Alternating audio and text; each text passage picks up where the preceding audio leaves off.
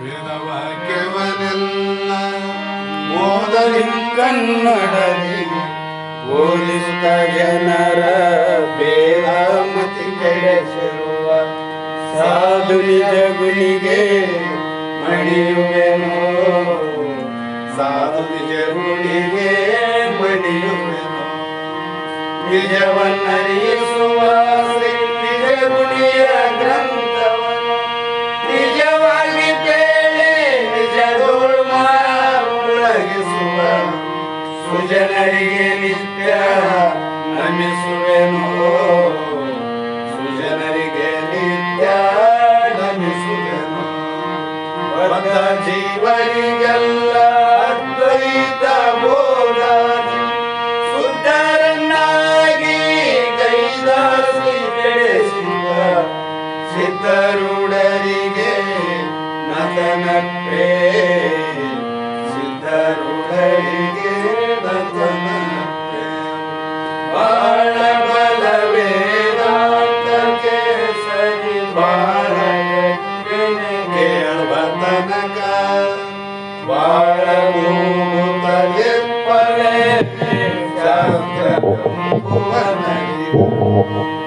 ಬಾಳ ಶಕ್ತಿಯ ಸಿಂಹಗರ್ಜನೆ ಬಾಳ ಕೇಳಿದ ಬಳಿಕ ಬಾಳ ಕೇಳಲು ಬೇಕು ವೇದಾಂತೆಂಬ ಶಾಸ್ತ್ರವನ್ನು.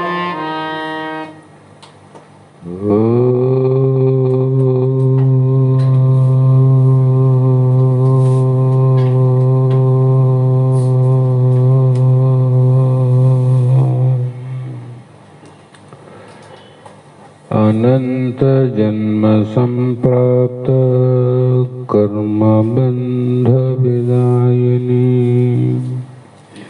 आत्मा ज्ञान प्रदानेन तस्मै श्री गुरुवे नमः.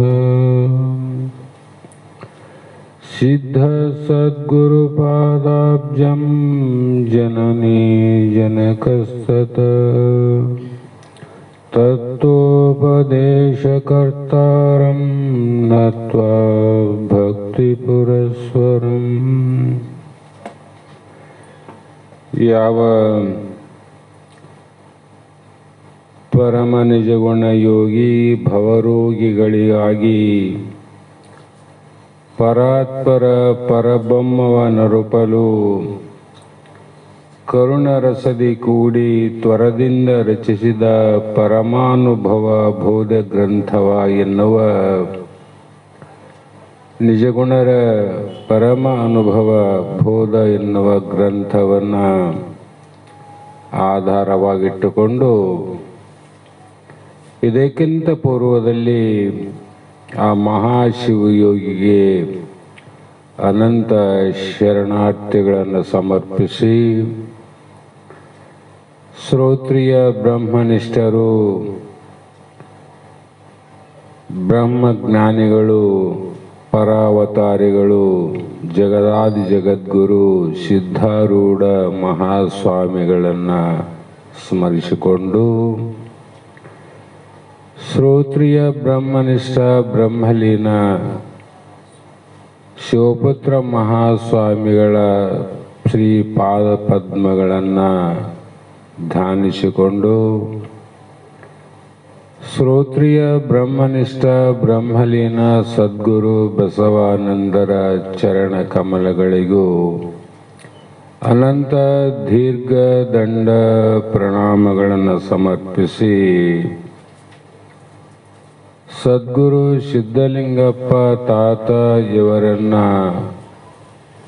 ಧ್ಯಾನಿಸಿ ತಮ್ಮೆಲ್ಲರಿಗೆ ವಂದಿಸಿ ಈ ಗ್ರಂಥವನ್ನು ನಿಜಗುಣ ಶಿವಯೋಗಿಗಳ ಆದಿಯಾಗಿ ಎಲ್ಲ ಮಹಾತ್ಮರು ಯಾಕೆ ಸ್ಮರಿಸುವರು ಅಂದರೆ ಮಹಾತ್ಮರ ಉದ್ದೇಶ ಸಕಲ ಜನಗಳಿಗೆ ಆನಂದವನು ಮಾಳ್ಪ ಅಕಲಂಕ ನಿಜ ಪದವ ಹರಪುವ ಭಕುತರ ಪೊರೆಯುವ ನಿಜಗುಣ ಶಿವಯೋಗಿ ಸುಕರ ಪದ ಪದ್ಮಗಳಿಗೆ ಎರಗುವೆ ಅಂತ ಎಲ್ಲರೂ ನಮಸ್ಕರಿಸಿ ಮಹಾತ್ಮರ ಗ್ರಂಥವನ್ನ ಯಾಕೆ ಆಲಿಸ್ತಾರಂದ್ರೆ ಇದರಲ್ಲಿ ಸಕಲ ಜನಗಳಿಗೆ ಆನಂದ ಅಂದರು. ಕೆಲವು ಜನಗಳಿಗೆ ಸುಖ ಅನ್ನುವುದಲ್ಲ, ಎಲ್ಲ ಜನಗಳಿಗೆ ಅಂದರೆ ಮಾನವ ಜನ್ಮವನ್ನ ತೊಟ್ಟು ಹುಟ್ಟಿದಂಥ ಎಲ್ಲ ಜನಗಳಿಗೆ ಅಪೇಕ್ಷೆ ಏನಾದಂದ್ರೆ ಅಕಲಂಕ ಆನಂದ, ಕಲಂಕರಹಿತವಾದ ಸುಖ ಆನಂದವನ್ನ ಬಯಸ್ತಾ ಇದಲ್ಲ. ಅಂಥ ಜನಗಳ ಉದ್ಧಾರಕ್ಕಾಗಿ ಕಲ್ಯಾಣಕ್ಕಾಗಿ ಈ ಗ್ರಂಥವನ್ನ ಹೇಳಿವೆ ಅಂತ ಮಹಾತ್ಮನೇ ಹೇಳ್ತಾರೆ. ಆ ಕಾರಣ ಅಂಥ ಅಕಲಂಕ ನಿಜ ಪದವನ್ನ ಪ್ರಾಪ್ತಿ ಮಾಡಿಕೊಳ್ಳುವುದು ಹೇಗೆಂದ್ರೆ ನಿಜಗುಣರ ಈ ಗ್ರಂಥದ 4ನೆಯ ಸಂಧಿ ಯಾವ 18ನೆಯ ಸೂತ್ರದ 3ನೆಯ ನುಡಿ ಇಂದಿನ ಆಧಾರದ ವಿಷಯವಾಗಿದ್ದು, ಈ ಸೂತ್ರದಲ್ಲಿ ಅಂತ ಸ್ವರೂಪ ಸಾಕ್ಷಾತ್ಕಾರವಾದ ಬ್ರಹ್ಮಜ್ಞಾನವನ್ನ ನೀ ಪಡಿಬೇಕಾಗಿತ್ತು ಅಂದ್ರೆ ಕರ್ಮದೇ ಭವದುಃಖ ಎಂತೆಸುವನು. ಕರ್ಮದಿಂದ ಇಂಥ ಆನಂದವನ್ನ, ಸುಖವನ್ನ, ಮೋಕ್ಷವನ್ನ ಪ್ರಾಪ್ತಿ ಮಾಡಿಕೊಳ್ಳಲಿಕ್ಕೆ ಆಗೋದಿಲ್ಲ. ಆ ಕಾರಣದಿಂದ ನಿಷ್ಕರ್ಮಿ ನಿತ್ಯಾನಂದ ನಿಜಯೋಗಿ ಅವರು ಹೇಗೆ ಕರ್ಮವನ್ನ ಮಾಡುವರು ಅಂತ ನಿನ್ನೆ ದಿನ ಹೇಳಿ, ಇವತ್ತಿನ 3ನೇ ನುಡಿಯಲ್ಲಿ ಮನದಿಂದೇ ಕರ್ಮವ ನೆನೆದೊಡೆ ದುಃಖ ಸಂಜನಿಪದು ಎಂದೇನೆ ಕರ್ಮವದು ನೋಡೆ ಇನಿತು ಆನಂದ ಜನಕಮಲ್ಲೆಂದು ಬಲ್ಲವನು ಅದೆಂತು ಮಾಳ್ಪನು ಆ ಕ್ರಿಯೆಗಳ. ಯಾರಿಗೆ ಹೇಳಕತ್ತಾರ ಅಂದ್ರೆ ಇದನ್ನು ಮೊದಲೇ ಅರ್ಥ ಮಾಡಬೇಕು. 1ನೇ ಸಂಧಿ 2ನೇ ಸಂಧಿ ಯಾರಿಗೆ ತಿಳಿಯೋದಿಲ್ಲ ಅವರಿಗೆ 3ನೇ ಸಂಧಿಯನ್ನು ಹೇಳಬೇಕು. 3ನೇ ಸಂಧಿಯ ತಾತ್ಪರ್ಯ ಅನುಭವಕ್ಕೆ ಬರದೇ ಇದ್ರೆ 4ನೇ ಸಂಧಿ, ಈ 4ನೇ ಸಂಧಿಯ ವಿಸ್ತಾರದಲ್ಲಿ ಕೆಲವು ಜನರ ಮನಸ್ಸಿನ ಆಳದಲ್ಲಿ ಹುಡುಗಿರುವಂತ ಕರ್ಮದಿಂದ ಮೋಕ್ಷ ಆಗ್ತದಂತ ಕೆಲವು ಜನ ಏನು ನಂಬ್ಯಾರಲ್ಲ, ಅವರಿಗೋಸ್ಕರ ಅವರ ಸಂಶಯವನ್ನ ಕಳೆದಕ್ಕೋಸ್ಕರ ಮಹಾತ್ಮ ಹೇಳ್ತಾರ. ಕರ್ಮ ಹೇಗಿದಂದ್ರೆ ಸ್ಮರಣ ಮಾತ್ರದಿಂದ ದುಃಖ ಅಂದರ. ಮನದಿಂದ ಕರ್ಮವ ನೆನೆದೊಡೆ. ಸ್ಮರಣೆ ಎಲ್ಲಿಂದ ಮಾಡ್ತೀವಿ ನಾವು? ಸ್ಮರಣೆ ಮಾಡ್ಬೇಕಾದ್ರೆ ಮನಸ್ಸು ಬೇಕು. ಕರ್ಮವನ್ನು ಸ್ಮರಣೆ ಮಾಡ್ಬೇಕಾದ್ರೆ ಮನಸ್ಸು ಬೇಕು. ಪ್ರಪಂಚದ ವಿಷಯಗಳನ್ನು ಸ್ಮರಣೆ ಮಾಡಬೇಕಾದ್ರೆ ಮನಸ್ಸು ಬೇಕು. ಭಕ್ತಿ ಮಾಡಬೇಕಾದ್ರೆ ಮನಸ್ಸು ಬೇಕು. ಏನೇ ಮಾಡಬೇಕಾಗಿದ್ದರೆ ಮನಹೇವ ಮನುಷ್ಯಾಣಂ ಕಾರಣಂ ಬಂಧ ಮೋಕ್ಷೋ. ಆ ಮನಸ್ಸಿನ ಕರ್ಮಗಳನ್ನು ಮಾಡಿ ಬಂಧಕ್ಕೆ ಹೋಗೋದು, ಆ ಮನಸ್ಸಿನಿಂದ ಜ್ಞಾನವನ್ನು ಸಾಧನ ಮಾಡಿ ಮೋಕ್ಷವನ್ನು ಹೊಂದಬಹುದು ಅಂಥೇಳಿ ಸ್ಮರಣೆ ಮಾತ್ರದಿಂದ ದುಃಖ ನಮ್ಮ ಅನುಭವಕ್ಕೆ ಹೆಂಗ. ಸಾಮಾನ್ಯವಾಗಿ ನಾವು ಒಂದು ಸಾಮಾನ್ಯ ಮಟ್ಟದಲ್ಲಿ ಇದ್ದಂಥವರಿಗೆ ಏನಾದರೂ ಪ್ರಪಂಚ ದೃಷ್ಟಿಯಿಂದ ಏನಾದರೂ ಅನುಕೂಲ ಮಾಡಬೇಕು ಅಂತ ಅನ್ಕೊಂಡಿವಂತ ತಿಳ್ಕೊಳ್ರಿ. ಮನೆಗೆ 4 ಜನ ಮಕ್ಕಳಿದ್ರು, ಆ ಮಗನ ಮದುವೆ ಮಾಡಬೇಕು ಅಥವಾ ಮಗಳ ಮದುವೆ ಮಾಡಬೇಕು, ಅಥವಾ ಯಾವುದೋ ಒಂದು ಸಣ್ಣ ಮನೆಯನ್ನು ಕಟ್ಟಿಕೊಳ್ಳಲಿಕ್ಕೆ ಸ್ವತಂತ್ರಕ್ಕಾಗಿ ಒಂದು ಜಾಗ ನೋಡಬೇಕು, ಅಥವಾ ಇನ್ನೊಂದು ಬೇಕು ಅಂತ ಯಾವುದಾದ್ರೂ ನೀವು ಬರೀ ಇನ್ನ ಮಾಡಿಲ್ಲ, ಮನೆ ಕಟ್ಟಿಲ್ಲ, ಜಾಗ ತಗೊಂಡಿಲ್ಲ, ಮಗನ ಮದುವೆ ಮಾಡಿಲ್ಲ, ಮಾಡಿದ ಮೇಲೆ ದುಃಖ ಅಲ್ಲ, ಮನೆ ಕಟ್ಟಿದ ಮೇಲೆ ದುಃಖ ಅಲ್ಲ, ಜಾಗ ತಗೋಬೇಕು ಅಂತಂದಾಗ ಅಥವಾ ಮಗನ ಮದುವೆ ಮಾಡಬೇಕು ಅಂತ ಬರೀ ನೆನಪು ಆದರೆ ದುಃಖ ಪ್ರಾರಂಭ ಆಗ್ತಾವ. ಮಾಡಬಾರ್ದು ಅಂತ ಅರ್ಥ ಅಲ್ಲ, ದುಃಖ ಆತದಿಲ್ಲ ಅಂತ ಹೇಳ್ತಾರೆ ಅವರು. ಯಾಕಂದ್ರೆ ಮಗನ ಮದುವೆ ಮಾಡಬೇಕಾದ್ರೆ ಆ ಹುಡುಗಿ ಹೇಗಿರಬೇಕು, ಮನೆತನ ಹೇಗಿರಬೇಕು, ಗುಣಗಳು ಹೇಗಿರಬೇಕು ಎಲ್ಲವನ್ನ ವಿಚಾರ ಮಾಡಲಿಕ್ಕೆ ಪ್ರಾರಂಭ ಆಗ್ತದ ಮನಸ್ಸು. ಅಂದ್ರೆ ಆವಾಗಲೇ ಪ್ರಾರಂಭ ಆಯ್ತು ದುಃಖ. ಹೀಗೆ ಮಹಾತ್ಮರು ಉದಾಹರಣೆ ಯಾಕೆ ಕೊಡ್ತಾರಂದ್ರೆ ನೀವು ಮಾಡಬಾರ್ದು ಅಂತ ಅರ್ಥ ಅಲ್ಲ, ಮನಸ್ಸಿನಿಂದ ಮಾಡಬೇಕು ಅಂದಾಗ ದುಃಖ ಕೊಡುತ್ತದಂದಾಗ ಆ ಕರ್ಮವನ್ನ ನೀನು ನೋಡಿ ನೋಡಿ ಮಾಡ್ತೀನಂದಾಗ ಮಾಡಿದ ಮೇಲೆ ಹೇಗೆ ಆನಂದ ಕೊಡುವುದು? ಈ ರೀತಿ ವಿಚಾರವನ್ನ ಮಾಡಿದಂತ ವ್ಯಕ್ತಿ ಈ ಸಂಸಾರದ ಕರ್ಮ ಎಲ್ಲ ನಾ ಹೇಳೋದು ಮೋಕ್ಷಕ್ಕಾಗಿ ಕರ್ಮವನ್ನ ಮಾಡಬೇಕಂತಾರಲ್ಲ, ಆ ಕರ್ಮಗಳನ್ನ ಹೇಗೆ ಮಾಡ್ಪನು? ಮಾಡುವುದಿಲ್ಲ. ಯಾರು ಬಲ್ಲವನು ಅದೆಂತೋ ಅಂದ್ರು. ಇದು ಯಾರಿಗೆ ಹೇಳ್ತಾರಂದ್ರೆ ಬಲ್ಲವರಿಗೆ ಹೇಳಿದಂತ ಮಾತು. ಇದು ಸಾಮಾನ್ಯ ಜನರಿಗೆ ಹೇಳಿದಂತ ಮಾತಲ್ಲ. ಮೋಕ್ಷ ಕರ್ಮದಿಂದ ಆಗ್ತದ ಅಂತ ಬಲ್ಲವ್ರು ಏನು ಕೆಲವು ಜನ ಹೇಳ್ತಾರಲ್ಲ, ಅವರಿಗೆ ತಿಳಿಪಡಿಸುವ ಪ್ರಯತ್ನ ಮಾಡ್ತಾರೆ. ಅವರಿಗೆ ತಿಳಿಯಪಡಿಸುವ ಪ್ರಯತ್ನ, ಸಾಮಾನ್ಯರಿಗೆ ಹೇಳಿದ ಮಾತಲ್ಲ ಇದು.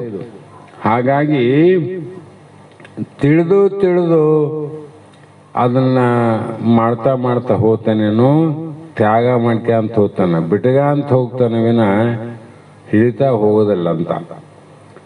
ಏತರಿಂದಿದೆ ದುಃಖ ಅತಿಶಯವೇ ಕರ್ಮ ಜಾತ ಈ ತ್ರೈಲೋಕ್ಯದೊಳು, ಈ ಪರಿಪೂತ ಮಾನಸ ಕೇಳು ಸುಖವಿಲ್ಲವೆಂದು ಅರಿದ ಏತಕ್ಕೆ ಮಾಳ್ಪನು ಆ ಕ್ರಿಯೆಗಳ.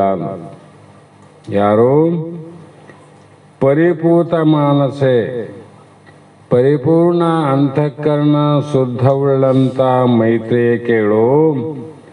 ಈ ಮೂರು ಲೋಕದೊಳು, ಈ ಒಂದು ಲೋಕ ಅಲ್ಲ, ಮರ್ತ್ಯಲೋಕದಿಂದ ಪ್ರಾರಂಭ ಮಾಡಿ ಸ್ವರ್ಗಲೋಕದಿಂದ ಆದಿಯಾಗಿ ಕರ್ಮ ಸಮೂಹವು ಏತರಿಂದೆ ಅಂದ್ರೆ ಸಕಾಮ ನಿಷ್ಕಾಮವಾಗಿದ್ದರೂ ದುಃಖ ಅತಿಶಯವಂದ್ರು. ಸಕಾಮ ಕರ್ಮವನ್ನ ಬಿಡ್ರಿ, ನಿಷ್ಕಾಮ ಮಾಡ್ರಿ ಅಂತ ಹೇಳಿದ್ರಲ್ಲ, ಅದು ಸಹಜ ಅಲ್ಲಿ ಹೇಳದ್ದು. ಇಲ್ಲಿ ಹೇಳ್ತಕ್ಕಂಥ ಮಾತು ಇದು 4ನೇ ಸಂಧಿಯ ಮಾತು. ಯಾಕಂದ್ರೆ ಅದು ತಿಳಿಯದವರಿಗೆ ಅಂದ್ರು. ಹಾಗಾಗಿ ಅದನ್ನ ಬಿಟ್ಟು ಮುಂದೆ ಹೋಗ್ಬಾರ್ದು ನೋಡ್ರಿ, ಇಲ್ಲಾಂದ್ರೆ ವಿಚಾರಕ್ಕೆ ತಪ್ಪಾಗ್ತಾವ. ಆ ಕಾರಣಕ್ಕಾಗಿ ಯಾವ ಕರ್ಮ ಮಾಡಿದರೂ ಅದು ತನ್ನ ಫಲವನ್ನು ಕೊಡಬೇಕಾದರೆ ಫಲ ಕೊಡ್ತದಿಲ್ಲ. ಫಲ ಕೊಡ್ತದಂದ್ರೆ ಅದು ಜನ್ಮವನ್ನ ಮೊದಲು ಕೊಟ್ಟೇ ಬಿಡ್ತದ. ಫಲ ಆದ್ರಿ ಅಂದ್ರೆ ಬೀಜ ಇದ್ರಾಗ ಮೂಗಾದ್ರಿ ಅಂದ್ರೆ ಅದು ಬೆಳೆದೇ ತಿರ್ತದ. ಜೋಳ ಇರಬೇಕು, ಮೂಗು ಸುಟ್ಟಿರಬೇಕು. ನೋಡ್ರಿ ನೀವು ಪರೀಕ್ಷೆ ಮಾಡಿ. ರೈತರು ನಾವೆಲ್ಲ ಮನೆತನದಿಂದ ಬಂದಿವಿ, ಗೊತ್ತಾವ. ಈಗಿನ ಮಂದಿ ಗೊತ್ತಾಗಲ್ಲ. ಮೂಗಂದ್ರೆ ಯಾವುದು, ಬೀಜ ಅಂದ್ರೆ ಯಾವುದು ಗೊತ್ತೇ ಇಲ್ಲ. ಅದರಲ್ಲಿ 2 ನಮೂನೆ ಅವ ನೋಡ್ರಿ, ಸ್ಥೂಲ ಕಾಳು, ಮೂಗು ಸೂಕ್ಷ್ಮ ಕಾಳು. ನೋಡ್ರಿ ಹುಳ ಹತ್ತಿರ್ಲಿ ಒಂದೊಂದ್ಸಲ, ಮೂಗು ಚಲೋ ಇತ್ತಂದ್ರೆ ಆ ನೆಲದಲ್ಲಿ ಆ ಬೀಜ ಹಾಕಿದಾಗ ಅದು ಫಲ ಕೊಡ್ತದ. ಅಂದ್ರೆ ಅರ್ಥ ಏನಾಯ್ತು? ಬರೀ ಸ್ಥೂಲದಿಂದ ಮಾಡಿದ್ರ ಅರ್ಥಲ್ಲ, ಕಾಮ್ಯದಿಂದ ಅಷ್ಟೆಲ್ಲ, ನಿಷ್ಕಾಮ್ಯದಿಂದನೂ ಅದು ಫಲ ಕೊಡ್ತದಂದ್ರೆ ನೀವು ಜನ್ಮ ಕೊಡ್ತದ. ಆ ಕಾರಣವಾಗಿ ಇನ್ನೊಂದು ಉದಾಹರಣೆ ಕೊಡ್ತಾರೆ ಮಹಾತ್ಮರು, ತಿಳ್ಕೋಬೇಕಷ್ಟೆ. ಈಗ ಯಾರೋ ಯಜಮಾನರು ಹಿಂದಿನ ಕಾಲದಲ್ಲಿ ಒಂದು ಹಣ್ಣನ್ನು ಕೊಡುವಂಥ ಫಲದ ಗಿಡನ ಹಚ್ಚಬೇಕಾದ್ರೆ ಯಜಮಾನರು ಹಾಕ್ತಿದ್ರು. ಸಣ್ಣವ್ರು ಗಿಡ ಹಾಕಬಾರ್ದು ಅಂತಿದ್ರು. ಅವರು ಯಜಮಾನರೇ ಹಚ್ಚಬೇಕು ಗಿಡ ಅಂತಿದ್ರು. ಅವ್ರು ಯಾರೇ ಹಚ್ಚಲಿ, ಆ ಪ್ರಶ್ನೆ ಬೇರೆ. ಆಕೆ ಗೊತ್ತದ, ನಾನು ವಯಸ್ಸಾಗ್ಯದ, ಈಗೊಂದು ಮಾವಿನ ಬೀಜ ಹಾಕಿನಿ ಭೂಮಿಯಲ್ಲಿ, ತೆಂಗಿನ ಗಿಡವನ್ನು ಹಚ್ಚಿನಿ ಭೂಮಿಯಲ್ಲಿ ಅಂದಾಗ ಗೊತ್ತದ ಇದು ಫಲ ಕೊಡಬೇಕಾದ್ರೆ ಇನ್ನೂ 10-15 ವರ್ಷ, ಅಷ್ಟು ದಿನ ನಾ ಬದುಕಂಗಿಲ್ಲ ಅಂತ ಗೊತ್ತದಕ್ಕಿ. ನಾನು ಬದುಕಂಗಿಲ್ಲ ಅಂತ ಗೊತ್ತದ. ಆದರೆ ಇದು ನಾನು ಬದುಕೋದಿಲ್ಲ ಅಂದ್ರೆ ಈ ಗಿಡಕ್ಕೆ ಹಣ್ಣು ಆಗೋದಿಲ್ಲ ಅಂತೇಳಿ ಹಚ್ಚಾಳನಕ್ಕಿ. ನೀನು ಫಲದ ಇಚ್ಛೆ ಇದ್ದನ್ನು ಹಾಕು, ಇಚ್ಛೆ ಇಲ್ಲದಿದ್ದರೆ ಹಾಕಿದ್ರು ಕೂಡ ಅದು ಫಲ ಕೊಟ್ಟೇ ಕೊಡ್ತದೆ. ಇದು ದೃಷ್ಟಾಂತ. ದಾಷ್ಟಾಂತ ಹೇಗೆಂದ್ರೆ, ಕಾಮ್ಯದಿಂದನಾದರೂ ಮಾಡು, ನಿಷ್ಕಾಮ್ಯದಿಂದಾದರೂ ಮಾಡು, ಅದರ ಫಲ ಏನದ ಕೊಟ್ಟೇ ಕೊಡುತ್ತದೆ ಅಂದಾಗ ಅದು ನಿನ್ನ ಜನನ ಮರಣಕ್ಕೆ ಕಾರಣವಾಗುತ್ತದೆ. ಆ ಕಾರಣದಿಂದ ನಾವು ನಮ್ಮ ಬುದ್ಧಿಯನ್ನ ಈಶ್ವರ ಅರ್ಪಣವಾಗಿ ಮಾಡಿದ್ರೂ ಫಲ ಕೊಡ್ತದೆ, ಸ್ವಾರ್ಥಕ್ಕಾಗಿ ಮಾಡಿದ್ರು ಫಲ ಕೊಡ್ತದ. ಅದರಂತೆ ಈ 3 ಲೋಕದಲ್ಲಿ ಯಾವ ಕರ್ಮವನ್ನ ಮಾಡು, ಶರೀರದಿಂದನ ಮಾಡು, ಇಂದ್ರಿಯದಿಂದನ ಮಾಡು, ಮನಸ್ಸಿನಿಂದಾದರೂ ಮಾಡಿದರೂ ಕೂಡ ಅದು ಸುಖವನ್ನು ಕೊಡುವುದಿಲ್ಲ ತಮ್ಮ, ದುಃಖವನ್ನೇ ಕೊಡುತ್ತದೆ. ಎಷ್ಟು ದುಃಖ ಅಂದ್ರೆ ಅಧಿಕ ದುಃಖವನ್ನು ಕೊಡುತ್ತದೆ, ಬಹಳ ದುಃಖ ಅಂದ್ರೆ. ಆ ಕಾರಣದಿಂದ ಸ್ಮರಣೆ ಮಾತ್ರದಿಂದ ಅಂದಾಗ ಅದನ್ನ ಯಾಕೆ ಮಾಡಕ್ ಹೋಗ್ತಾನಂದ್ರೆ ಮಾಡುವುದೇ ಇಲ್ಲ ಅಂತ ಅದರ ಅರ್ಥ ಆಯ್ತು ನೋಡ್ರಿ. ಏನು ಮಾಡೋದಿಲ್ಲ? ಜ್ಞಾನವನ್ನ ಮಾಡುತ್ತಾನೆ, ಜ್ಞಾನ ಕರ್ಮಗಳನ್ನ ಮಾಡುತ್ತಾನೆ ವಿನಃ ಉಳಿದ ಕರ್ಮಗಳನ್ನ ಆತ ಬಿಡುತ್ತಾನೆ ಅಂತ ಅರ್ಥ. ಮತ್ತು ಈ ರೀತಿ ಪಕ್ಕ ತಿಳಿದವನು ಎಳ್ಳಿನ ಇನಿತು ಸುಖವಿಲ್ಲ ಅಂತದು ಬೆಟ್ಟದಲ್ಲಿಂದೇ ಪಿರಿದೆನಿಸುವ ದುಃಖ ಉಳ್ಳದ್ದಾಗಿಯೇ ಕರ್ಮತತಿಗಳು ತಿಳಿಪರು ಉರುಳಿಲ್ಲ ಇಂತು ಮಾಳ್ಪನು ಆ ಕ್ರಿಯೆಗಳ. ಕರ್ಮದ ಸಮೂಹದಲ್ಲಿ ಯಾವ ಕರ್ಮವನ್ನು ಮಾಡ ನೀನು? ಜ್ಞಾನ ಕರ್ಮವನ್ನು ಬಿಟ್ಟು. ಜ್ಞಾನ ಕರ್ಮವನ್ನು ಬಿಟ್ಟು ಅಂದ್ರೆ ಮೊದಲೇ ಹೇಳಿವಿ, ಜ್ಞಾನ ಕರ್ಮದಿಂದ ಸಾಧನೆ ಆದಂತ ಯಾವ ವಾಸನೆ ಕೂಡ ಹೋಗ್ಬೇಕಂತ ಹೇಳಿವಲ್ಲ, ಶಾಸ್ತ್ರ ವಾಸನೆ ಅದು ಹೋಗ್ಬೇಕಲ್ಲಿ. ಇಲ್ಲಿ ಕರ್ಮದಿಂದ ಎಳ್ಳಷ್ಟು ಸುಖ ಇಲ್ಲ, ಇಲ್ಲಬಿಟ್ಟು ಸುಖ ಇಲ್ಲ ಅಂತ ಅಂದ್ರೂ ಕೂಡ ಪರ್ವತ ಪ್ರಾಯ ದುಃಖವೇ ಪ್ರಾಪ್ತಿಯಾಗುತ್ತದೆ. ಎಳ್ಳು ಕಾಳಿನಷ್ಟು ಸುಖ ಇಲ್ಲ, ಪರ್ವತದಷ್ಟು ದುಃಖ ಆದಂದ್ರೆ ಇಂಥ ಕರ್ಮವನ್ನ ಯಾವನಾದ್ರೂ ಮಾಡ್ತಾನೇನು? ಯಾಕ ಪರ್ವತ ಅಂದ್ರೆ ನೀನು ಹಿಂದೆ ಕರ್ಮವನ್ನ ಮಾಡಿ ಮಾಡಿ ಮಾಡಿ ಕರ್ಮದ ಫಲಗಳನ್ನು ಎಷ್ಟು ಉಂಡಿದ್ದೆ ಸಮುದ್ರದಷ್ಟು ಹಾಲು ಕುಡಿದಿದ್ದೆ ಅಂತ ಬರೆದಾರ. ಹೌದಾ? ಇನ್ನೂ 2-3 ಮಾತುಗಳು ಬರೆದಾರ. ಅಷ್ಟು ಹಾಲು ನಾವು ಕುಡಿದು ಅಂದ್ರೆ ಎಷ್ಟು ಪರ್ವತದಷ್ಟು ಹೆಣಗಳು ಬಿದ್ದಿದ್ದಾವೆ ನಮ್ಮವು. ಎಷ್ಟು ಪರ್ವತದಷ್ಟು ಬೆಟ್ಟದಷ್ಟು ಹೆಣ ಬಿದ್ದವಂದ್ರೆ ಅಷ್ಟು ಜನ್ಮಗಳ ನೀವು ಹುಟ್ಟಿ ಸತ್ತಿದ್ದಿಲ್ಲ. ಅಂದ್ರೆ ಹುಟ್ಟು ಸಾವಿಗೆ ಬೇಸರಾಗಿದಂತಿದ್ದಿ. ಹುಟ್ಟು ಸಾವು ಒಂದಲ್ಲ, ಬೆಟ್ಟದಷ್ಟು ಬಂದ್ರೆ ಬರ್ಲಿ ಅಂತ ನೀ ಕರ್ಮ ಮಾಡ್ತಿದ್ದಂದ್ರೆ ಈ ಕರ್ಮಗಳಲ್ಲಿ ಪ್ರಯೋಜನ ಇಲ್ಲೆಂದು ನಿಶ್ಚಯ ಮಾಡಿದವನು ಆ ಕರ್ಮಗಳನ್ನು ಯಾತಕ್ಕಾಗಿ ಮಾಡುವನು ಅಂದರೆ ಯಾವ ಕಾರಣಕ್ಕಾದರೂ ಮಾಡಲಾರನು ಅಂತ ಅರ್ಥ. ಯಾವಾಗ ಅಂಬದು ವಿಚಾರ ಮಾಡ್ಬೇಕಲ್ರಿ ಜ್ಞಾನದ ಬಗ್ಗೆ ಹೋದಾಗ. ಹಾಗಾಗಿ ಇಲ್ಲದೊಡೆಯೋ ಸುಖ ಮುಳ್ಳ ಆಶೆಯನ್ನು ತೋರಿ ಬಲ್ಲರ ನಾನಾ ಗೊಲೆಗಳು ನಿಂತು ಕೊಲ್ಲದೆ ಬಿಡದು ಎಳೆಯಳು ಕರ್ಮ ಅದರಿಂದೇ ಪಲ್ಯಂತು ಮಾಡ್ಕೊನ ಆ ಕ್ರಿಯೆಗಳ. ಶಬ್ದಗಳಲ್ಲಿ ಮೈ ರೋಮಾಂಚನ ಆಗ್ತದೆ. ಬರೀ ಶಬ್ದ ಜ್ಞಾನ ಆದ್ರೆ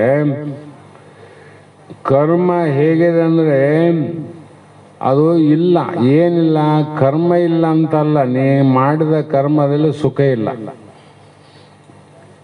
ನಾವೆಷ್ಟೋ ಕರ್ಮ ಮಾಡ್ಕೊಂತ ಬಂದಿವಲ್ಲ, ನಮಗೆ ಎಷ್ಟು ಸುಖ ಆಗ್ಯದ. ಏನಾದರೂ ನಮಗಿಷ್ಟು ಬೇಡ, ಸ್ವಲ್ಪ ಸುಖ ಆದರೂ ನಾವು ಮನೆ ಬಿಟ್ಟು ಇಲ್ಲಿಗೆ ಬರೋರಲ್ಲ. ಸ್ವಲ್ಪ ಆದರೂ ಬರೋಲ್ಲ, ಬಹಳ ಆದ್ರಂತೂ ಮುಗಿತು ಕತೆ. ಎಳ್ಳರಿತು ಎಳ್ಳು ಕಾಳಿನಷ್ಟು ನಿನಗ ಆಗೇ ಇಲ್ಲ. ಏನಾಗ್ಯದಂದ್ರೆ ನೀರಿನೊಳು ಬೆರಳನ್ನ ಅದ್ದಿ ಚೀಪಿದಂಗಾಗ್ಯದ. ನೀರಿನೊಳು ಕೈಯಿಕ್ಕಿ ನೆಕ್ಕಿದಂತೆ ರುಚಿ ಆದ ನಿನಗ. ನೀರು ಹತ್ತವ ಕೈಗೆ, ನೀರಿನ ದಾಹ ಹಿಂಗ್ಯದ. ಅದರಂತೆ ಇಲ್ಲಿವರೆಗೂ ನಾವು ಮಾಡಿದ ಕರ್ಮಗಳು ಹೆಂಗಾಗ್ಯದ, ನೀರಿನೊಳು ಕೈಯಿಕ್ಕಿ ನೆಕ್ಕಿದಂತೆ.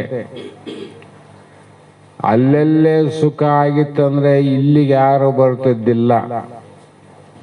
ಯಾರು ಬರ್ತಿದ್ರು? ಅದರಂತೆ ಇಲ್ಲದಿದ್ದರೂ ಏನಾಗ್ಯದಂದ್ರೆ ಸುಖ ಮುಳ್ಳದ ಆಶೆಯನ್ನು ತೋರಿ ಅದು ಹೇಳ್ತದೆ, ನಾನು ಆನಂದ ರೂಪಿ ಇದ್ದೀನಿ ಅಂತ ತೋರಿಸ್ತದ ನೋಡ್ರಿ. ಇಲ್ಲಂತ ಎಲ್ಲರಿಗೂ ಗೊತ್ತಾಗೋದಿಲ್ಲ. ಶಾಸ್ತ್ರ ಕೇಳಿದರಿ ಶಬ್ದದಲ್ಲಿ ಸುಖ ಇಲ್ಲ, ಸ್ಪರ್ಶ ರೂಪ ರಸ ಗಂಧದಲ್ಲಿ ಸುಖ ಇಲ್ಲ ಅಂತ ಗೊತ್ತಾಗ್ಯದ. ಆದ್ರೂ ಕೂಡ ಆದ ಅಂತ ನಮ್ಮನ್ನು ಕರಿತದಿಲ್ಲ. ಅದು ಇಲ್ಲ ಅಂತ ಪಕ್ಕ ಆಗಿದ್ರೆ ಮತ್ತೆ ಅಲ್ಲಿಗೆ ನಾವು ಓದ್ತಿದ್ದಿಲ್ಲ. ಇಲ್ಲದಿದ್ದಡೆಯೋ ಉಳ್ಳ ಆಶೆಯಂ ತೋರಿ, ಬರೀ ಆಸೆ. ಅದ ಹೆಂಗಂದ್ರೆ ಅದೇ ಬೆರಳಿಟ್ಟು ಚೀಪಿದಂಗ. ಇದು ಯಾರನ್ನ ಮಾಡದ ಅಂದ್ರೆ ಬಲ್ಲರ. ನಿನಗಲ್ಲೋ ತಮ್ಮ, ಬಲ್ಲರಂದ್ರೆ ವೇದಾಂತವನ್ನ ಬಲ್ಲಿದವರು. ಅಂಥವನ್ನಾದರೂ ಕೂಡ ನಾನಾ ಗೊಲೆಗಳು ಅಂದರೆ ಅನೇಕ ತರಹದ ಹಿಂಸೆಯನ್ನು ಕೊಟ್ಟು ಈ ಲೋಕದಲ್ಲಿ ಸಂಹಾರ ಮಾಡದೆ ಬಿಡದು ಆ ಕರ್ಮ ಅಂದರು. ಯಾರನ್ನ? ಬಲ್ಲವರನ್ನ. ವೇದಾಂತ ಓದಿದೊಡೇನು, ವೇದಾಂತವ ಓದಿದಡೇನು, ವೇದಾಂತ ಓದಿದಡೇನು, ಅದರಂತೆ ಆಚರಣೆ ಇಲ್ಲದನಕ್ಕಂದ್ರಲ್ಲ. ನಮಗ ಬಲ್ಲವರಲ್ಲ, ಎಂಥವರು ಶ್ರೀರಾಮಚಂದ್ರ ಮತ್ತು ಇನ್ನೂ ಎಷ್ಟೋ ಮುನಿಗಳು ಋಷಿಗಳು ಎಂಥವನ್ನ ಕೂಡ ಸಾದ ಬಾಯಿ ಈ ಕಡೆ ಅಂತ ಕರಿತದ. ಕರೆದು ಅದರ ಕೈ ಇಟ್ಟಿವಿಲ್ಲ, ನಮ್ಮನ್ನು ಕೊಲ್ಲದು ಬಿಡಂಗಿಲ್ಲ. ಹಾಗೆ ಬಿಡಲಾರದು. ಆ ಕಾರಣದಿಂದ ಪೊಲ್ಲಂದ್ರೆ ನಾವಲ್ಲಪ್ಪ ಅದು ಮುಟ್ಟಂಗಿಲ್ಲ ಅಂತ ಅಂದವನು ಅದನ್ನ ಮತ್ತೆ ಹಂಗೆ ಮುಟ್ಟಲಿಕ್ಕೆ ಹೋದಾನು. ಮುಟ್ಟಕೋತಾನೆ. ನಾವು ಪ್ರತಿಯೊಂದು ವಿಷಯವನ್ನು ಹಚ್ಚಬೇಕು. ಇಲ್ಲಿ ಬರೇ ಹೆಣ್ಣು ಹೊನ್ನು ಮಣ್ಣು ಅಂತ ಮೂರಕ್ಕೆ ಬೀಳೋದಲ್ಲ. ಪ್ರತಿಯೊಂದು ವಿಚಾರದಲ್ಲಿ ಹೆಣ್ಣಿಗಾಗಿ ಸತ್ತವರು ಕೋಟಿ ಕೋಟಿ, ಮಣ್ಣಿಗಾಗಿ ಸತ್ತವರು ಕೋಟಿ ಕೋಟಿ, ಹೊನ್ನಿಗಾಗಿ ಸತ್ತವರು ಕೋಟಿ ಕೋಟಿ, ನಿನಗಾಗಿ ಸತ್ತವರನ್ನು ಒಬ್ಬರನ್ನು ಕಾಣೆ ಅಂದ್ರು ಮಹಾತ್ಮ. ನಾವಿಲ್ಲಿ ಬಹಳ ಮಂದಿ ಅಂತೀವಿ, ಅವರು ಒಬ್ಬರು ಕಾಣವಲ್ರು ಅಂತ ಅವ್ರಂತ. ಆದ್ರೆ ಎಲ್ಲರೂ ಎಡಿ ಬಿದ್ದ ಮುಂದೆ ಹೋಗಿರುವಿನ ಎಡವಲಾರ್ದು ಯಾರು ಹೋಗಿಲ್ಲ.